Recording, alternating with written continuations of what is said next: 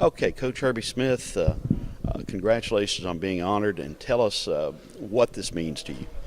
Well, it puts you into a deal with guys that you read about in the paper and guys you coached and everything, and it leaves a legacy that you won't ever forget. And I really appreciate being able to get into this. Now, it's very tough to single out one accomplishment or one moment or one event that stands out when you've got so many years in this place. But give us one memory that you've got that you just treasure. Well, it's one probably that all the guys that I played with, Coach Clayton signed me to a scholarship. I didn't even know what any colleges were. And when my senior year rolled around, Coach Burkhardt asked me if I wanted to play college football. I said, shoot, yeah, I do. I'm thinking, who would take a chance on me? But anyway, I got a chance to come here and play. And then the one thing that really sticks out in my mind, my junior year, we're playing Stephen F. Austin. And I made up three plays on the field. Coach Clayton got so mad. I can tell you how to go from being the player of the week in the Gulf States Conference to a third-team safety in a heartbeat.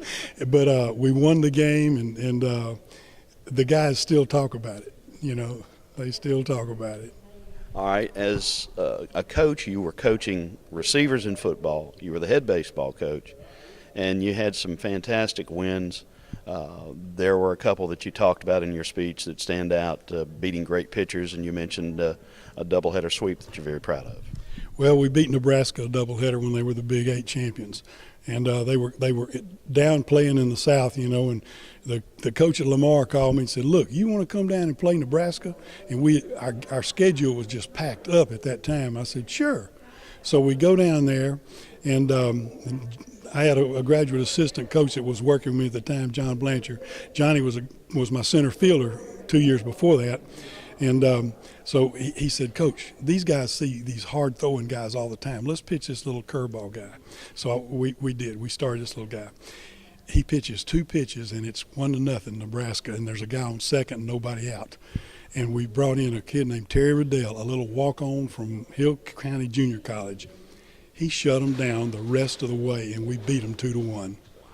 Unbelievable. And Nara Lestash was a little shortstop that we had here. His brother played in the big leagues. But Nara, he made some plays that day that were just you could write home about. Now, you had a chance to defeat, as a coach, 2 Cy Young Award winners and as great pitchers in the major leagues. Talk about that.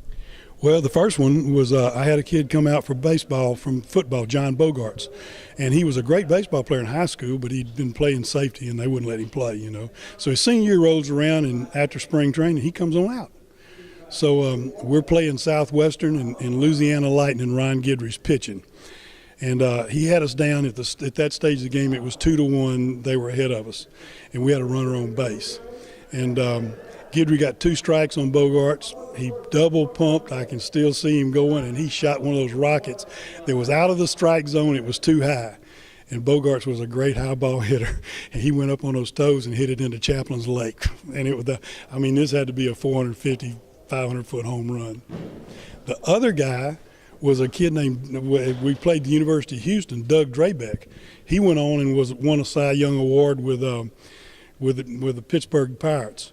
And Drabeck come on down there, and I tell you, we scored 14 runs off of him. We wore him out. We ran his center fielder through the fence. I'll never forget. They had to go out there. There's a boy named Lavispear, and they had to go out there and take him off the field on a stretcher. But the kids hit everything he threw at the plate that night. So, you never know. You never know. Thanks, and congratulations, Herbie. Thank you.